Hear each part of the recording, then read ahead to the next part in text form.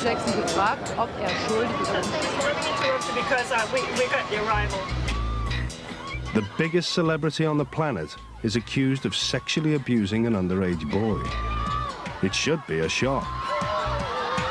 But this is Michael Jackson, and it's happened before.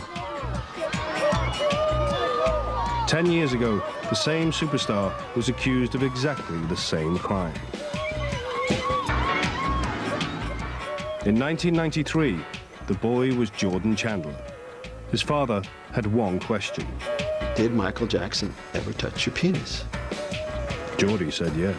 He was going to bring Michael down for molesting his son. I will get everything I want, and they will be destroyed forever. Guilty or innocent, Jackson paid the boy off, around $25 million. Is Michael Jackson the extraordinary target of multiple extortions? Or is he a man who is a pedophile? Jordan Chandler is 23 now.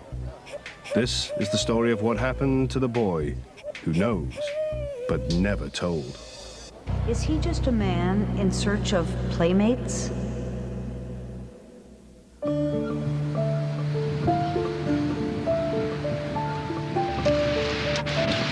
Before he met Michael, Jordan Chandler was just another 12-year-old kid from a wealthy suburb of LA. He was the only child of a broken marriage.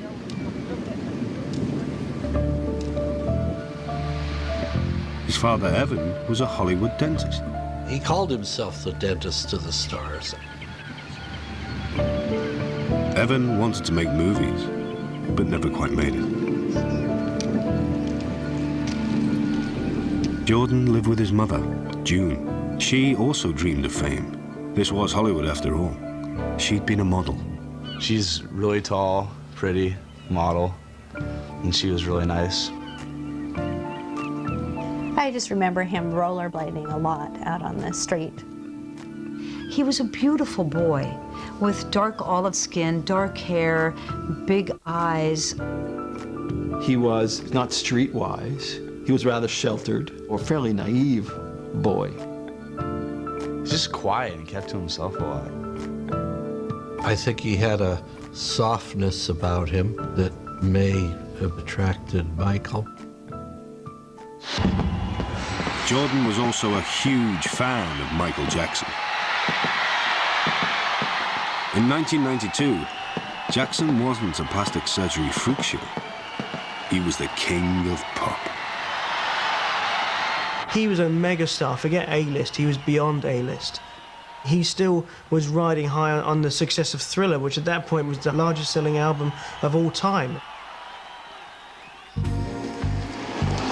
Jordy came from a part of town where celebrity is taken for granted. There are lots of famous people that lived around here. We see lots of celebrities. I mean, we trick or treat and we'd see celebrities, so it was always kind of cool. Even by Hollywood standards, it must have been extraordinary when out of the blue, in May 1992, Jordan's stepdad called home with a once-in-a-lifetime invitation to come and meet his idol, Michael Jackson, face to face.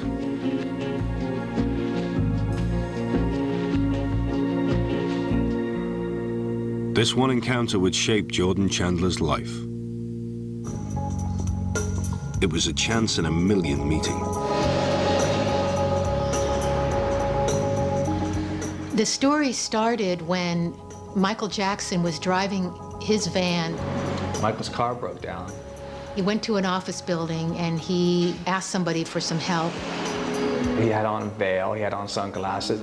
They called a rental car company by the name of Rent-A-Wreck. Rent-A-Wreck was owned by Jordan's stepfather, Dave Schwartz. When Dave Schwartz heard who his customer was, he called his stepson.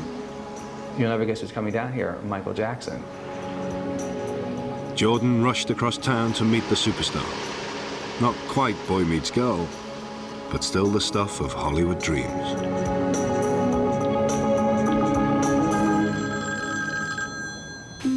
Oh, hey. Yeah, what's up? Jackson was famous for making friends with kids. So when Jackson took Geordie's phone number, his mom, June, didn't mind. In fact, at that first meeting, she was all for it. I once had a dog named Mikey. I was told by one of my sources that the mother, June Chandler in particular, was pushing the boy on Michael Jackson and promoting this relationship. Yeah, my mom's making me breakfast. For the rest of that year, Jackson was off on a world tour. But everywhere he went, he routinely rang Geordie. Yeah. Cereal. They would be on the phone together for 2 or 3 hours at a time, just really basically striking up a very strong friendship. Yeah. Well, is this a part of you, what we were talking about earlier, the pain of growing up and not being able The most famous pop star on the planet was paying a lot of attention to a kid he hardly knew. And nothing he does is anything short of spectacular. Tonight, Michael Jackson will continue to surprise us with a rare personal tour of his astounding home. And these are sick children with cancer, and I entertain them. And these aren't just 1 minute, Jackson was a mega celebrity on TV, and Jordan just one of a worldwide audience of 90 million. Incredible. Thank you. Well, it brings out the child that lives inside of everybody.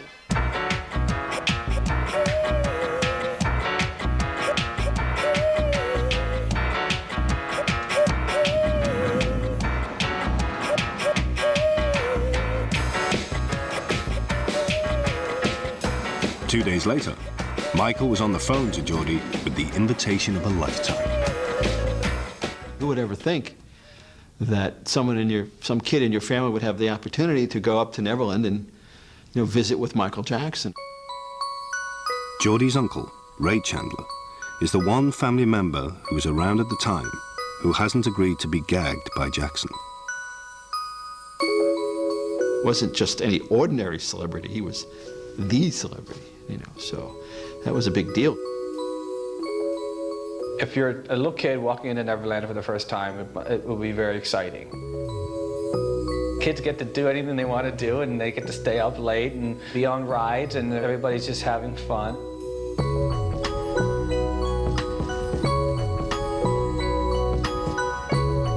After that first visit, the friendship developed with remarkable speed. Michael became completely involved emotionally with not only Jordan, but also with his mother June, and they became very, very close. He began to refer to them as his real family. Real or surreal, being a member of the Jackson family was intoxicating. Along with being Michael Jackson's pal, come a lot of special perks. Michael could get you in anywhere, and money was no object. You go to a toy store. The whole place was closed down, and they could wander around at will with no one else there. Being told that you could have anything you want in the whole store. Must have been so extraordinary. The children have the run of the place, and they can just, pull things off the shelves, and anything you want, I want that, I want that, I want that. Just complete irresponsible fun. That's what you get when you become Michael Jackson's friend. You get a lot of pure, irresponsible fun. Hanging out with Jackson was great fun, but by Geordie's account, it was about to get troubling. In March '93, Michael took Jordan and his mum to Las Vegas, to his $3,000 a night suite at the Mirage Hotel, each with a separate luxury bedroom.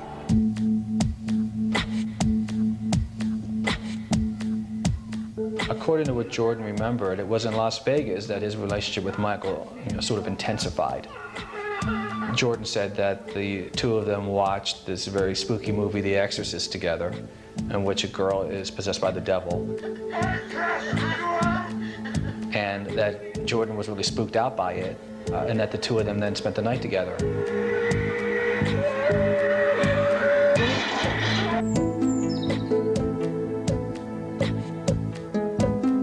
The next morning, June went looking for her son, and she saw him coming out of Michael Jackson's room, and she became very upset. She didn't think that this was appropriate at all. But Michael's feeling was, look, either you trust me or you don't. Either you trust me with your child or you don't. This was a crucial moment for Geordie's mum. Should she pack her bags? She confronted Michael, who insisted it was all innocent. She put her faith in Jackson. You really need to choose at this point. And it was June's choice, you know, to continue to allow Michael in her son's life. After that first night in Las Vegas, Geordie claimed it was routine for him and the star to share a bedroom wherever they went, always with his mother's knowledge and permission. After all, everyone knew Jackson loved kids, and although he was 35, people even thought of him as a child. The argument that was made at the time was that Michael was just a 12-year-old himself, and it was the same relationship that two 12-year-olds might have. It was an argument June accepted. Being swept up on the Jackson merry-go-round must have been a heady ride. And when you joined Michael's entourage, some of his celebrity rubbed off. But they went everywhere, and of course everywhere they went with Michael Jackson, the entire army of media were after them, taking their pictures. I mean, they might as well have been big stars themselves, as long as they were in Michael Jackson's presence. To know someone as famous as Michael Jackson and him take you on vacation and take you to concerts and take you to all these crazy places that, you know, 12-year-olds don't know want to go to. I mean, it's a once-in-a-lifetime thing. According to Jordan, there was now another part of his relationship with Jackson that wasn't normal. He said Jackson tried to kiss him. At first, he refused. If I try to put myself in a child's place, I would think that they would be willing to do a lot to foster that friendship. What is encompassed in a lot, though, depends again on what a child's perspective of right and wrong is. If Geordie was telling the truth, it may have been impossible to keep saying no. Jackson's generosity had gone into overdrive. Mike gave both June and Geordie thousands and thousands and thousands of dollars of gifts. There were all those trips to New York, Florida, Europe. But while Geordie hung out with the star, his mother June, it's claimed, was sent off with a credit card. First of all, they were... This mother had been taken along on all these trips. 29 carats of brilliant cut diamonds. I think it's really timeless. But wherever they went, the mother and daughter were sent away. You have an outstanding piece of jewelry. What kind of price range do you have in mind? One of the most amazing gifts that he gave her was a ruby and diamond Cartier bracelet, which was quite extravagant. And would really tend to sweep a person off her feet, I think. And definitely, I think, did that for June.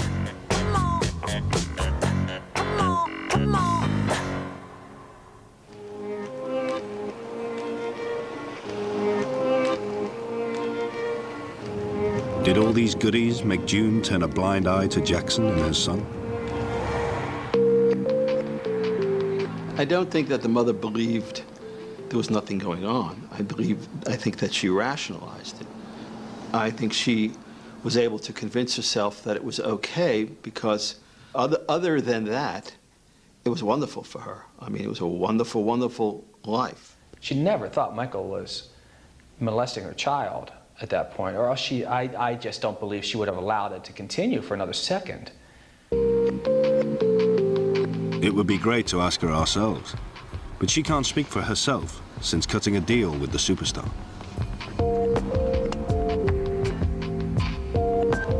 In any case, June Chandler was far from the only mother who let her son share a bedroom with Jackson.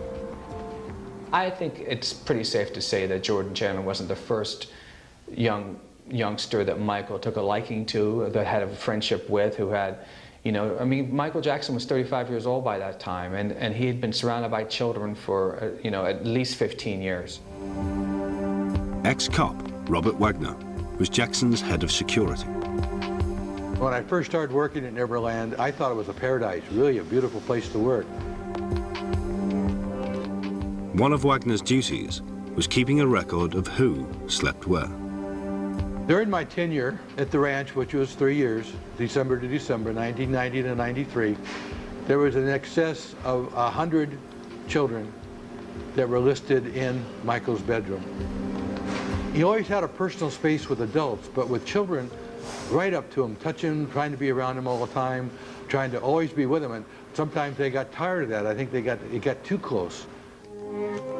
Now Geordie was Jackson's new best friend. He was one of the most frequent visitors. Oh, I saw him several times. He was out there quite often. And he is one of the children that told Michael to go F off and leave him alone. Not once, but twice. The friendship was getting intense. In May 1993, a year after they'd first met, Michael took Geordie's family to the World Music Awards in Monaco.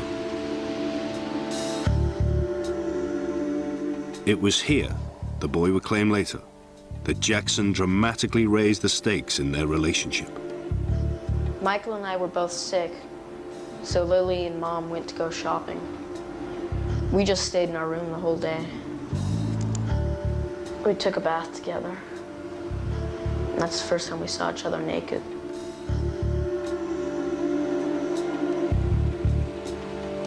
This moment would prove crucial in Jordan's allegations against the star. Still, his mother June would claim she noticed no change in her son and saw nothing sinister in the friendship. But whatever she thought would soon be irrelevant. Her ex-husband, Evan, dentist to the stars, was now back on the scene.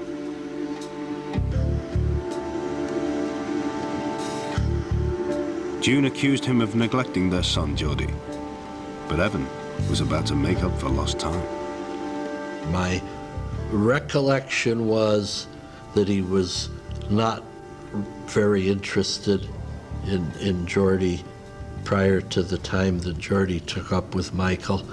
And as soon as Geordie took up with Michael, Evan became the most interested parent in the world and wanted to spend time with Geordie because that means he spent time with Michael.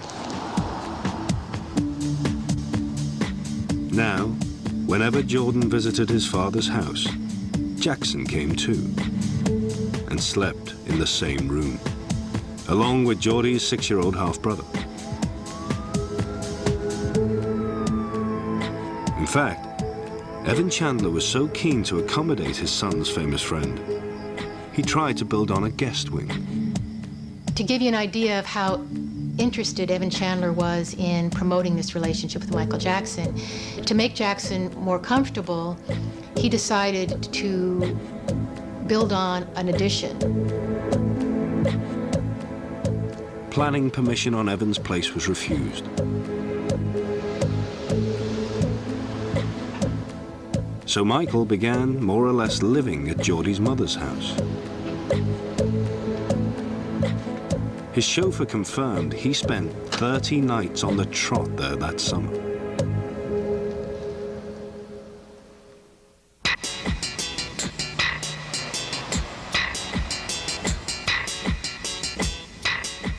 All of a sudden, Evan changed his tune. He started questioning this unusual arrangement. When he discovered Michael was planning to take his son and ex-wife on the next leg of his world tour, he put his foot down once and for all. It was difficult for Evan to see his son become so attached to another man. It did definitely seem to be a power struggle. Who was going to be the stronger male influence in Jordan Chandler's life? Was it going to be Evan, or was it going to be Michael? And at one point, Jordan decided that he wanted to be Michael. At the end of May 1993, a tabloid scoop about Jackson's new family was the final straw for Geordie's dad.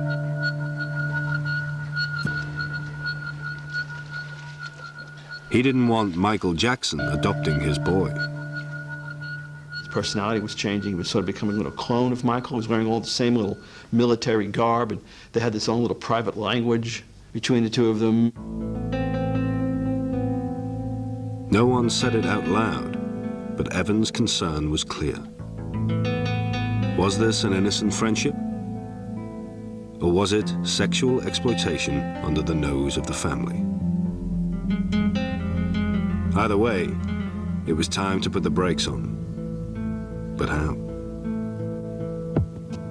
You're claiming that this boy shouldn't be hanging around with this superstar, and yet the boy and the mother are saying there's nothing wrong, nothing's happening, everything's okay, it's all very innocent.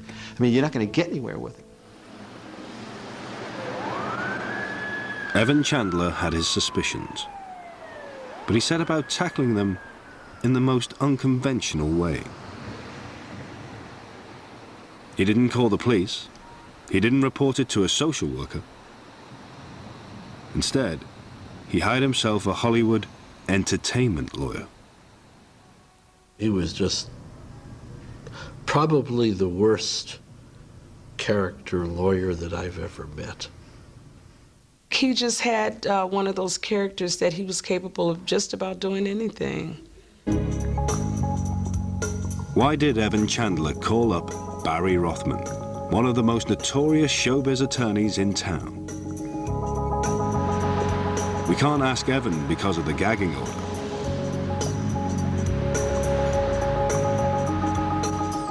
However, when journalist Mary Fischer looked into the case, she got her hands on a crucial bit of evidence. A secret recording of Evan Chandler. This attorney I found, I mean, I interviewed several, and I picked the nastiest son of a bitch I could find. Once I make that phone call, this guy is just going to destroy everybody in sight, any devious, nasty, cruel way that he can do it. And I've given him full authority to do that. It'll be a massacre if I don't get what I want. Evan doesn't spell out on the tape exactly what he's after. Later, this would prove crucial. At this point, you know, here's an angry, very angry father wanting his son back. And now he knows it's Michael's behind this because Michael is living in the house with the boy and the mother. He's living there. But was Jordan all that his father Evan wanted from Jackson? I don't think anyone would draw any conclusion about Evan other than what I drew. I mean, basically, to paraphrase it, he didn't care about anything but getting a lot of money.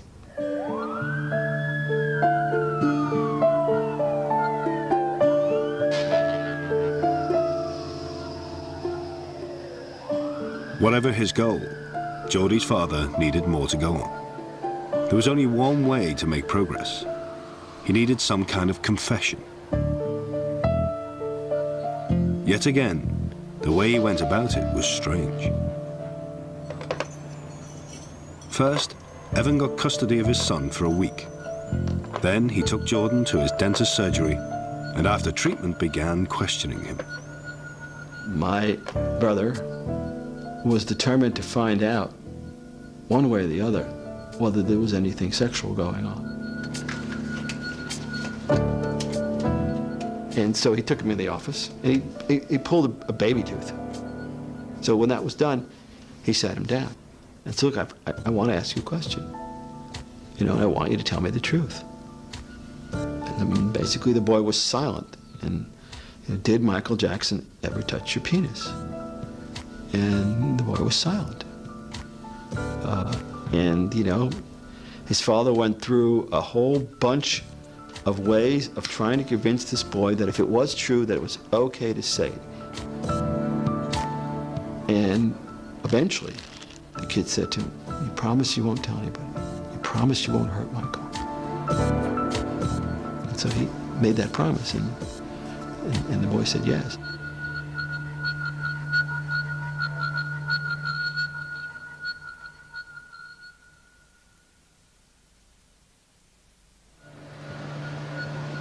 The boy's admission was shocking. But was it reliable?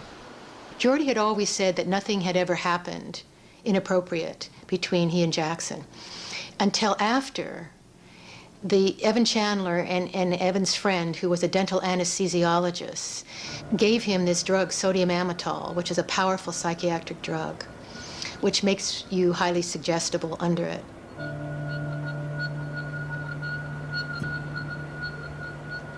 Journalist Murray Fischer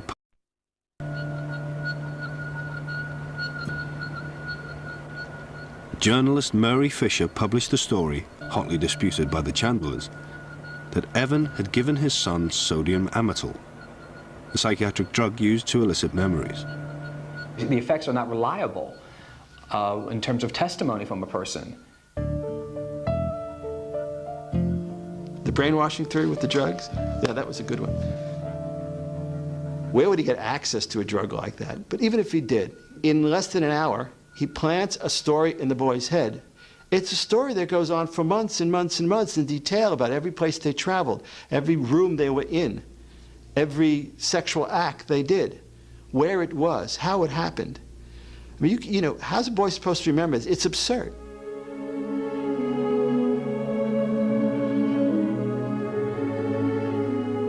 Evan Chandler had his confession. His son had confirmed his suspicions. But still the father made no attempt to contact the authorities. His final move was the most surprising of all, even in Hollywood. He opened negotiations with Michael Jackson for a $20 million motion picture deal. The outside world had no idea of the time bomb now ticking. 2 days later, Michael Jackson agreed to a secret meeting with Evan Chandler at the Westwood Hotel in Beverly Hills. Basically, it was the last time that Michael ever saw Jordan Chandler, and Evan said that he was going to bring Michael down for molesting his son. Put it right out there at the meeting. In the end, they couldn't reach any kind of mutual agreement. And had they been able to, the interesting thing about it is this case would have never gone beyond this room. Evan stormed out and took Jordy with him, and Michael just, broke down. But to be told that you are going to be ruined, to be told that everything that you worked for in your life is now over, that your life is over, was devastating for Michael Jackson. I will get everything I want, and they will be destroyed forever. They will be destroyed. June is going to lose Jordy. She will have no right to ever see him again. Yeah. That's fact, Dave. That's what's going to happen. Michael's career will be over. Does that help Jordy? Michael's career will be over. And does that help Jordy? That's irrelevant to me. And does that help Jordy? That's irrelevant to me. In my mind, if my son is being molested by somebody, I am going to kick his ass and make sure he goes to jail. I am not going to try to get a movie development deal out of it. The allegation was the most hideous thing that I think anyone could probably do to a child, and you're worried about money. There was never any mention about, I want justice. You have harmed my child, I want justice. It was only, I want the money. The screenwriting deal was something that was offered by Michael's people. It was never accepted. 10 days of haggling brought no deal, and Evan still hadn't reported his son's claims. He was playing for time, and time was running out. June was on her way to court to win back her son. A bitter custody battle was coming up fast. Evan Chandler had to make his move. It would transform the fates of everyone involved, especially his son. Evan Chandler, Jordy's dad, knew full well what he was doing, and he started the ball rolling. They couldn't reach a deal. And then all hell broke loose. Geordie's dad turned down Jackson's final offer of a film deal worth just $350,000, a fraction of his original demand. And he made an appointment for his son to see a psychiatrist.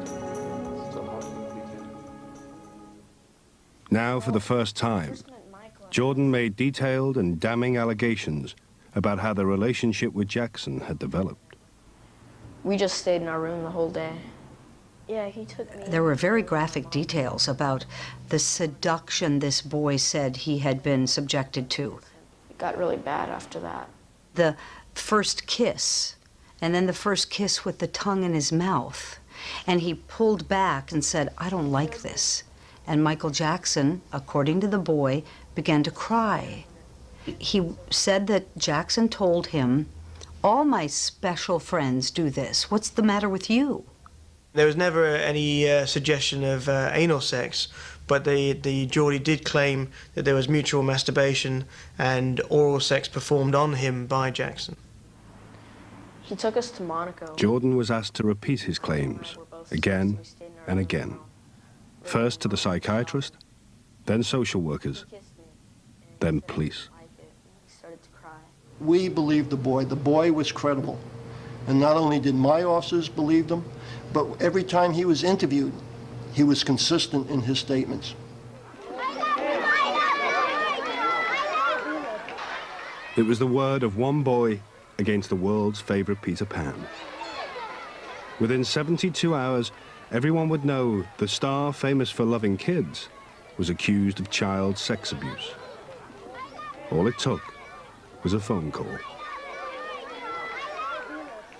I was asleep on a Sunday morning. The phone rang about 8 o'clock, and the voice of someone I knew very well was telling me that there was a search warrant that had gone down. I said, "All right, was it anybody important or anything interesting?" And he said, "Does the term Neverland mean anything to you?" Entertainer Michael Jackson is the subject of a criminal investigation. Officers armed with search warrants raided Jackson's ranch north of Santa Barbara. We knew they had time to prepare. Our feeling was that it's a strong possibility that something was removed. There was one room dedicated to Jackson's videotape collection, and he had bookcases, built-in bookcases. In one section of those bookcases, there was no videotapes. Police are not talking much about the investigation, refusing to say whether Jackson is a suspect or a victim.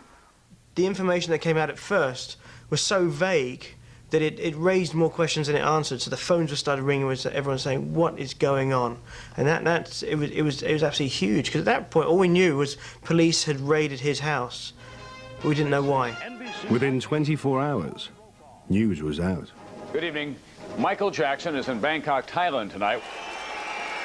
For him to be accused of this kind of crime was huge, huge, worldwide smashing news. People were shocked. They couldn't believe that this young boy that we all watched grow up in the Jackson 5 could do something like this. Back at home, his status as a pop icon is taking a beating. Michael Jackson still isn't speaking for himself. The kid at the center of this storm watched the same headlines. And the same press were now on his trail. The big question is, who is the boy, where is the boy, and how did it happen? Tabloid reporters around the world would pay any price to find out. At that moment, I think all of Fleet Street loaded up all their money and put it in the 747 and flew it to the United States to start the buying of information. It soon paid off. Reporters mobbed the suburb of Brentwood, all after one thing: a picture of Jordan. I think the Inquirer beat us to the doorstep. Then we arrived, and we had it to ourselves for a little while, but then it just snowballed, and trucks were pulling up. A quiet suburban street was suddenly turned into, it looked like Houston Mission Control all of a sudden. All the news crews descended on our street, and reporters were going up and down the street, knocking on all of our doors, trying to get someone to speak with them. It is not known where the boy is tonight. We believe his father is at home behind me, but he has not been answering his phone or door. We had never seen anything like this before, with all the news trucks and all the reporters and the 24-hour reports and our street on television. And, I mean, we were even on television. It was like such a crazy feeling, right? 10-year-old Kevin played with the alleged victim a lot this summer. We're talking about Michael Jackson, except we once did see him go to his birthday party. You saw him? Yes. It was really chaos here, kind of a party atmosphere, and chaos at the same time. Inside Jordan's father's house, it was less of a festive atmosphere. It was in the air. I mean, it was thick inside that house. Mentally, emotionally, and physically, it was a siege. Physically, it was a siege because you couldn't go out of the house.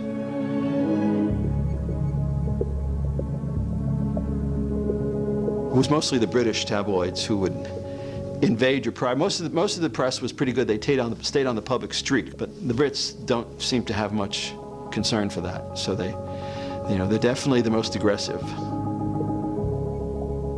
Within 24 hours, Geordie's face was known all around the world. Geordie didn't want any of this to happen. He was very much the reluctant party in all this. His hand was forced by the father. Confused and scared was pretty much his. I mean, he didn't know what was going to happen to him or what was going to go. Well, he didn't know where the thing was going. I mean, the adults were confused and scared. The family wasn't fair.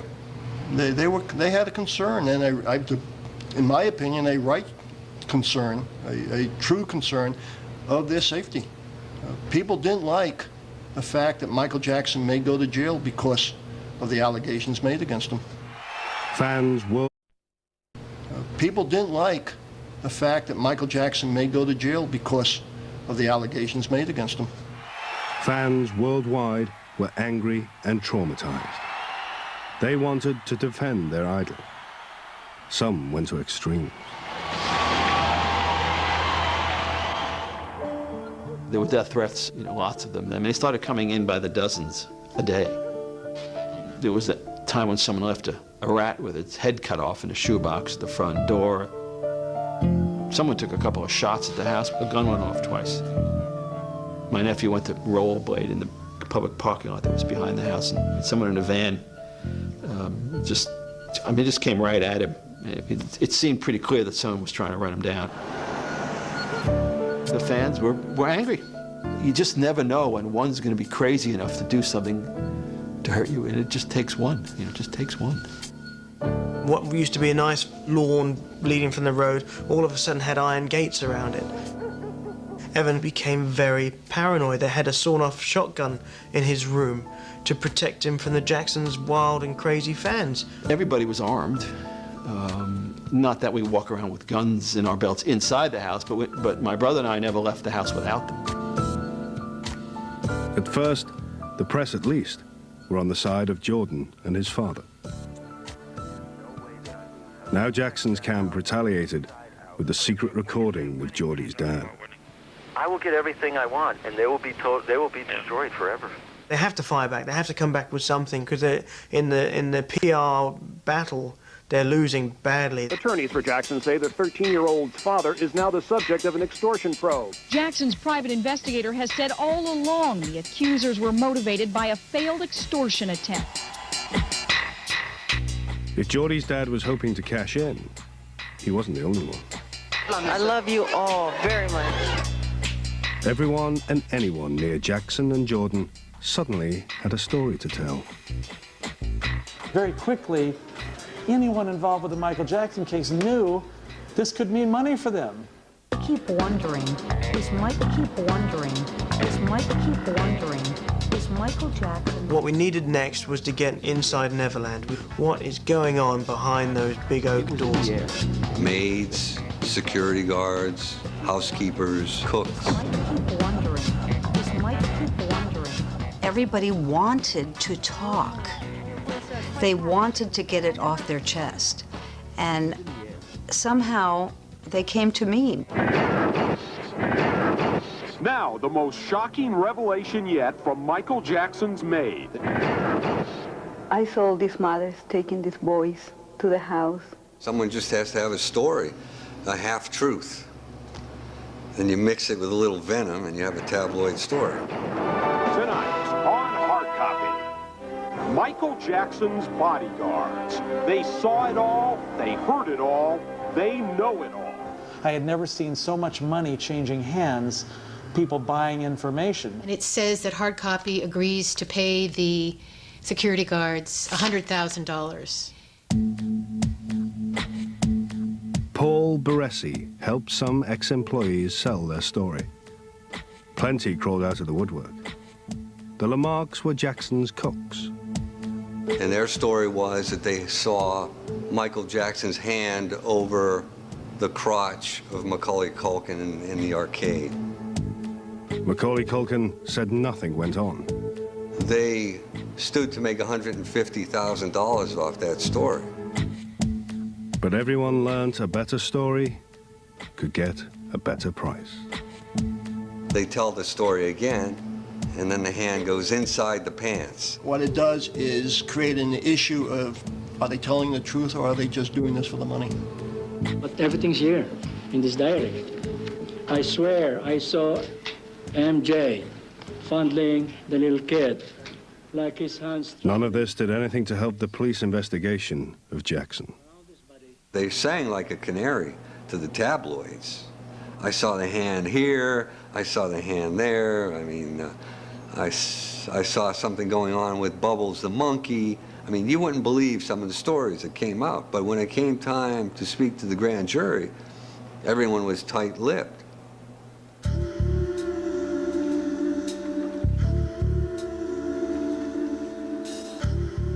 Up till now, Geordie's mother, June, had always insisted Jackson's friendship with her son was innocent. But after Geordie's allegations went public, she made a dramatic U-turn and started siding with her ex. She had decided to jump on the money bandwagon, which of course required her to then take the position that there was something wrong with the relationship.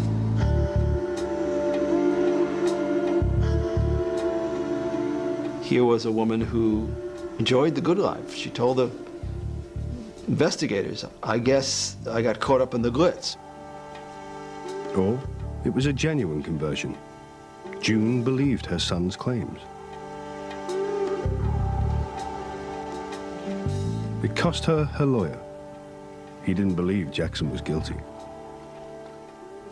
I decided to drop the case because I, at the time as an attorney, did not like to be involved in cases that I didn't believe in. Who was telling the truth? It was down to Geordie's word against Jackson's, with scant chance of corroboration. However, in his statement, Jordan told police he'd seen the star's genitals. The first time was in his hotel bathroom in Monaco. He described Jackson's genitalia. It was unique because of the discoloration, and we then obtained a search warrant to photograph Jackson to corroborate what the child has said.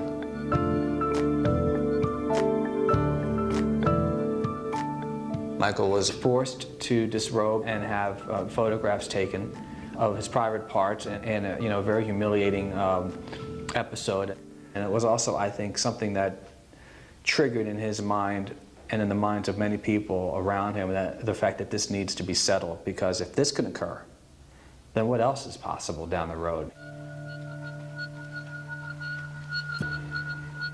It was the most humiliating ordeal of my life, one that no person should ever have to suffer. And even after experiencing the indignity of this search, the parties involved were still not satisfied and wanted to take even more pictures.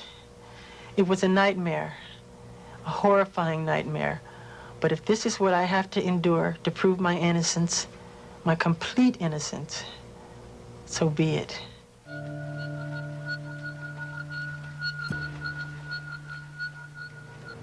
in photographing Jackson's genitalia, it did corroborate. In other words, the boy saw Jackson naked. Does that mean Jackson molested a child? No, but it adds to the credibility of the child. That's when Jackson backed off.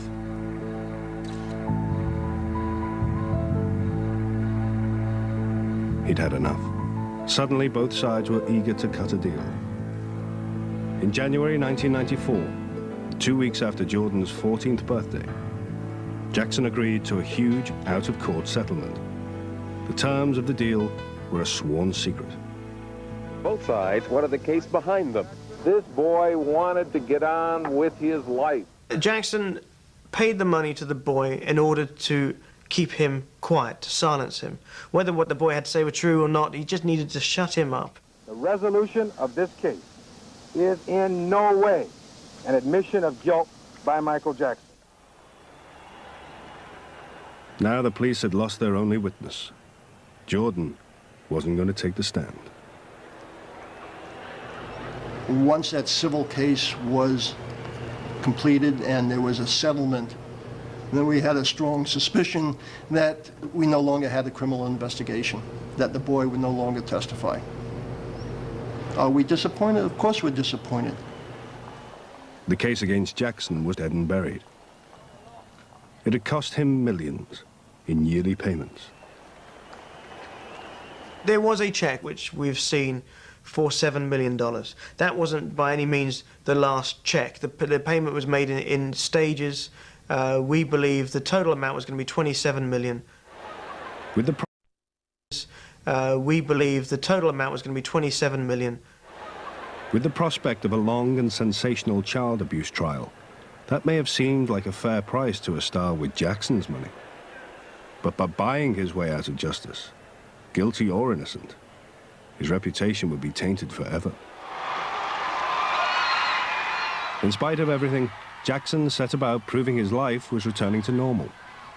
If normal includes marrying Elvis Presley's daughter, Lisa Marie. Nobody thought this would last. For Jordan, his accuser, the future looked very different. Michael went on with his life, but Jordy did not. Jordy got a lot of money and ended up having a life that was very challenging and difficult for him.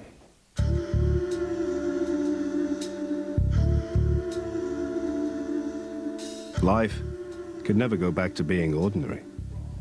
He was certainly very rich, but who could forget this was the boy Michael Jackson paid off, the boy who'd slept with Jackson.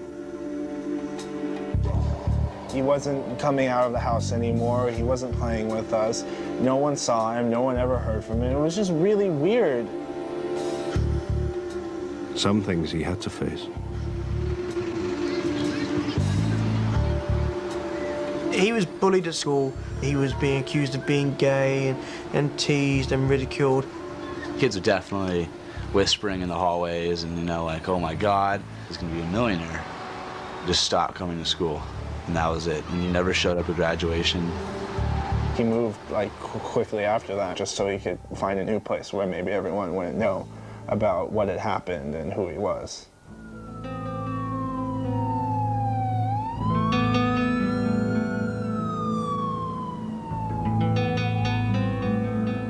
For Jordy, this was just the start of a life on the run.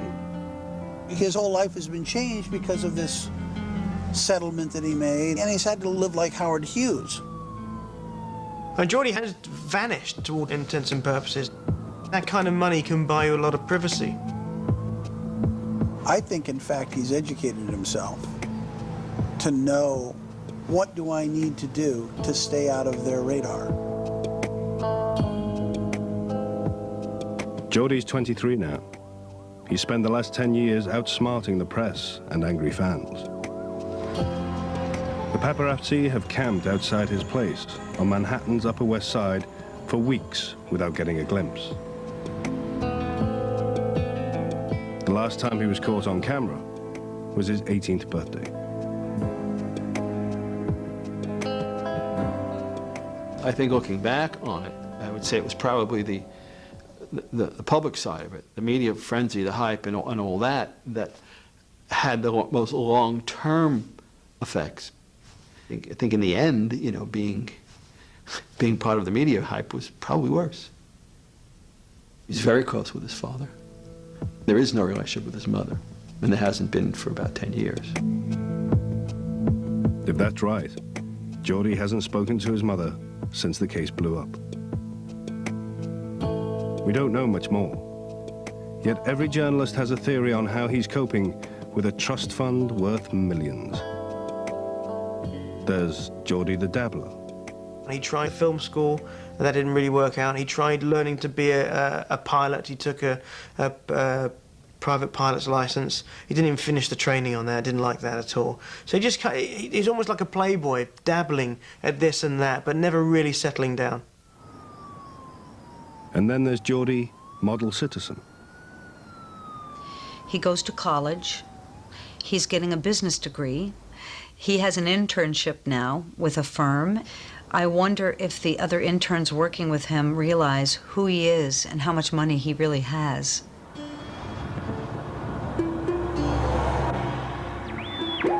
Michael Jackson faces charges of child molestation. If convicted on all counts, Michael Jackson could face more than 20 years in prison.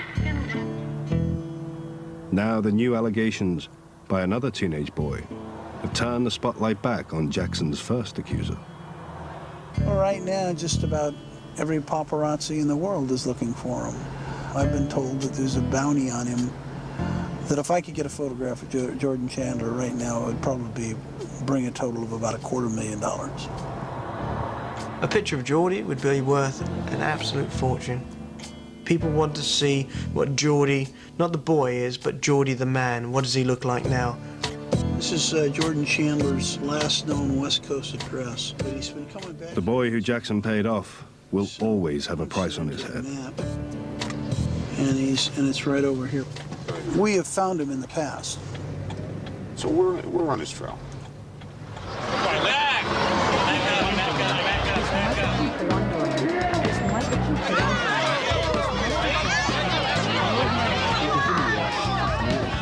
I keep wondering, is Michael Jackson the extraordinary target of multiple extortions? Or is he a man who is a pedophile? I never saw him that. It's Jackson's first appearance at court. 4 months ago, almost exactly a decade after the Jordan Chandler case, another teenage boy came forward with the same allegation. Michael Jackson had molested him. We're having sort of a rerun of a soap opera that we were all involved in a decade ago. It's all started all over again. Even the same characters are involved. It's the same prosecutor, DA Tom Snedden. Jackson, multiple counts. The same reporters. I didn't look down at his shoes, but the buttons on his jacket, they were big, square, and they looked like they were encrusted with diamonds, each one of them. It's a boy the same age, making the same allegations against the same star. We're 10 years older, but we all look so fabulous. It's the only one who hasn't aged well is Michael. In the last 10 years, Jackson's weirdness has gone into freefall. Is he just a man in search of playmates? He's acquired 3 children and is mired in debt. Last time he paid the boy off, but this time the law's been changed. So he can't swat away this latest accuser so easily. If there are people who are after Michael Jackson's money now, who think he's an easy mark, the law in California doesn't allow it anymore. The new law says nobody gets any money until after the trial is over. So Jackson is set to face his new accuser in court. And he may see another old friend there too. The rumor is the DA intends to subpoena a reluctant Jordan Chandler as a star witness. Jordan would rather this latest case doesn't come up. He's been through it once. It was really unpleasant. He doesn't want to do it again. It would be very tough on him. Weren't you the boy whose father demanded $20 million? Weren't you the boy who never testified in court? Weren't you the one that the district attorney wanted to call and you refused to be there? Yep, and there he goes. Oh, he's on top of the car. Well, I can tell you, I have never seen a defendant come out and get on top of a car and wave to people. This time, we may get to hear answers to the questions Jackson paid millions to duck back in 1994. My feeling is the only way it's ever really going to end is if Michael is found guilty.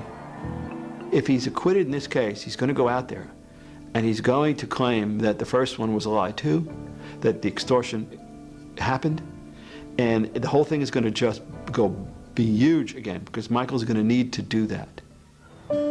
So was this the world's richest pedophile buying his way out of jail? Or was it the scam of the century? Who knows? So far, only Michael Jackson and Jordan Chandler.